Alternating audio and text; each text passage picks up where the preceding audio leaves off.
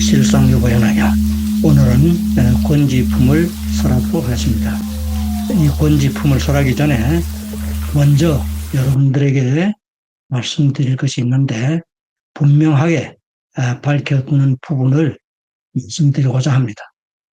먼저 이 묘법연화경은 중국의 천태대사나 일본의 이런 대사가 설한 것이 아니라 석가모니 부처님의 설법을 천태대사가 구명을 하셨고, 천태대사가 구명하신 이 묘법연화경을 일본의 이런 대사가 묘법연화경의 제목을 수지해야 한다고 최초로 수제, 즉 말하자면 묘법연화경 버리에 나무를 올려서 우리말로 하면 묘법연화경이 되고요.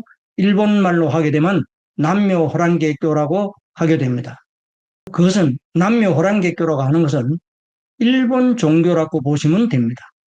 이 묘법연화경은 일본의 이련종이나 이런 대사가 설한 것이 아니라 석가모니 부처님의 일대사 인연 설법임을 경문에서도 명확하게 밝히신 것을 바르게 알아야 합니다. 이 부분은 여러분들이 혼돈하시기 참 쉬운 부분입니다. 이 부분을 잘 분별하시기 바랍니다. 이 권지품은 대의와 요지만을 설하도록 하겠습니다. 법사품에서는 묘법연화경을 수지하는 사람을 찬탄을 했고요. 이 제바달대품에서는 누구라도 부처님을 자신의 마음으로 닦아가면 일체 중생 모두가 성불할 수 있다는 것을 밝히신 것입니다. 이 권지품의 대의는 이 세상에서 단 하나밖에 없는 거룩하고도 위대한 대우주의 진리인 이 묘법연화경의 가르침을 나 혼자서만 할 것이 아니라 다른 사람에게도 권해가지고 일시적으로 믿는 것보다는 지속적으로 믿고 수지하게 해서 스스로 닦으면서 몸으로는 행을 하고 이 세상에 널리 알려야 한다는 것을 권하는 품이 되겠습니다. 또 부처님으로부터 수기를 받은 사람들은 반드시 묘법연화경을 널리 알릴 것을 다짐한다는 뜻이기도 합니다. 특히 이 묘법연화경은 믿기도 어렵고 이해하기도 어렵다고 이미 부처님께서 앞에서 강조하신 것은 말법에 유포할 때는 듣는 사람들이 자기 자신의 아상에 빠져 있기 때문에 믿고 받아 가지기가 더욱 어렵다고 하신 것입니다. 그래서 부처님께서 이 법사품에서는 이 경을 설하는 자는 내가 보낸 사람이다라고 하시고, 이 묘법연화경을 설하는 사람은 첫 번째 열애의 방에 든다고 하셨죠. 이 열애의 방에 든다는 것은 부처님의 자비를 방으로 삼는다는 뜻으로 이것은 자비를 행할 장소가 생겼다 하는 뜻입니다. 두 번째로 열애의 옷을 입는다는 것과 같다고 하신 것은 인욕으로서 옷을 삼는 것은 가사가 생긴다는 뜻으로 부처님의 제자가 돼서 이 묘법연화경을 설하고자 하면 고통과 고난이 따르기 때문에 반드시 참고 견뎌내야 한다는 뜻입니다. 세 번째는 뭐냐? 열의 자리에 앉는다고 하신 것인데요. 이 뜻은 법공을 자리로 삼았기 때문에 의지할 곳이 생겼다는 뜻으로 이 묘법연화경을 설한다는 뜻이 되는 것입니다. 이 묘법연화경을 의심을 하고 부정하면서 부처님이 설하신 경전은 모두가 다 똑같다고 하면서 화엄경이나 넘경 그리고 열반경은 법화경과 쌍벽을 이룬다고 하는 망발을 하는 자들은 부처님의 지혜를 자기의 잘못된 견해로 이 묘법연화경을 내려뜨리는 행위가 되고, 이런 자는 반드시 무간지옥을 면하지 못한다고 하신 것입니다. 이런 말을 함부로 하는 자는 부처님의 뜻을 전혀 모르는 사람으로 악한 귀신이 사람의 모습으로 이 세상에 나와서 불법을 파괴한다고 인왕반야경과 대집경 그리고 열반경 등에서 설하신 가르침이 있습니다. 이런 사람은 누구보다도 부처님의 가르침을 믿는 것처럼 보이지만 부처님의 가르침을 바르게 믿는 사람이 아닐 뿐 아니라 세상을 어지럽히는 그런 사람이다라고 하신 것입니다. 그리고 이 묘법연화경은 각 품마다 특징이 있는 가르침이 되겠습니다. 특히 법사품부터는 이 묘법연화경을 유포할 사람을 은근히 모으시고, 이 권지품에서는 이 묘법연화경, 즉 법화경을 유포할 사람이 있어야 한다는 부처님의 뜻을 알고 야광보살과 대요설보살 등은 그들의 권속들 2만 보살들과 더불어서 이 사바세계의 묘법연화경을 수지하고 보호해서 광선유포하겠다고 다짐을 하게 됩니다. 그리고 부처님으로부터 수기를 받은 500아라한과 또 무학으로서 다 배운 사람이죠.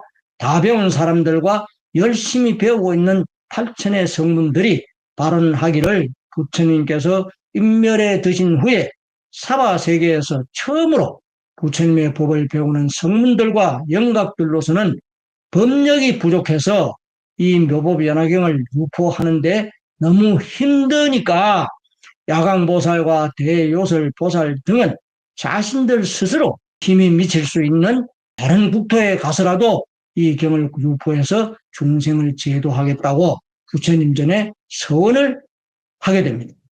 보살들은 부처님의 뜻을 알기 때문에 부처님의 뜻을 따르고 본래의 서원을 만족하기 위해서 부처님께서 열반에 드신 후에 말법 오탁 악세에서도 묘법연화경을 수지를 해서 독송하고 서사 해설하고 수행을 하면서 여법하게 받아가지고 유포하고자 부처님의 위실력으로 보호해서 수호해 주실 것을 부처님께 간절하게 간청한 것입니다. 말법 오탁악세에서는 이 묘법연화경을 유포하고자 하는 법사를 방해하는 3가지 부류가 있다고 했습니다.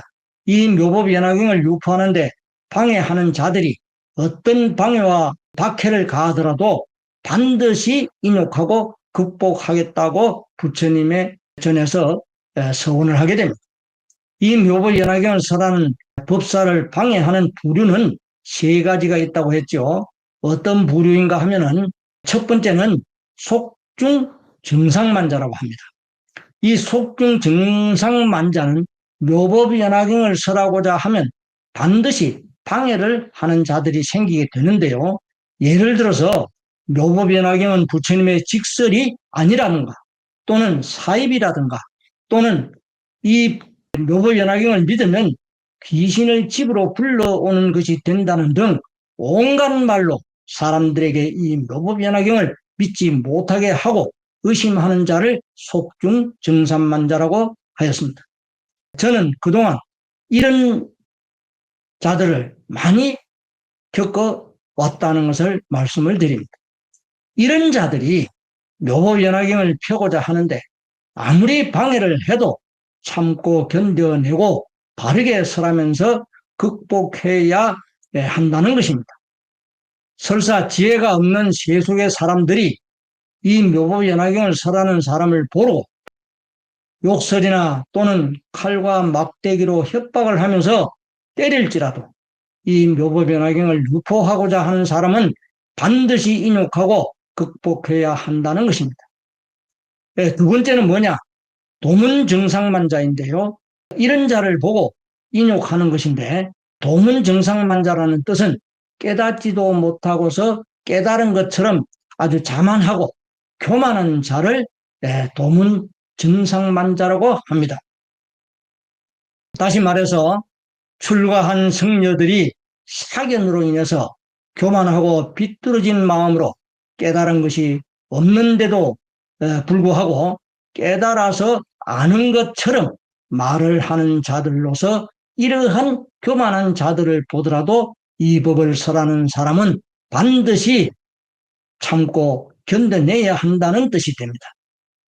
세 번째는 뭐냐? 승성 정상만자가 됩니다.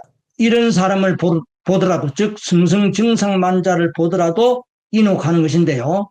부처님께서 이 묘법연화경을 설하신 뜻을 바르게 알지 못하면서 법을 설하는 사람을 비방하거나 얼뜯고 또 과거 조사, 선사, 논사들의 이름을 빌려가지고 스스로 깨달음을 얻은 성인인 것처럼 흉내를 내면서 명예와 이익을 구하고, 특히 묘법연화경을 설하는 사람을 비방하는 자를 두고 승승증상만자라고 하는데요.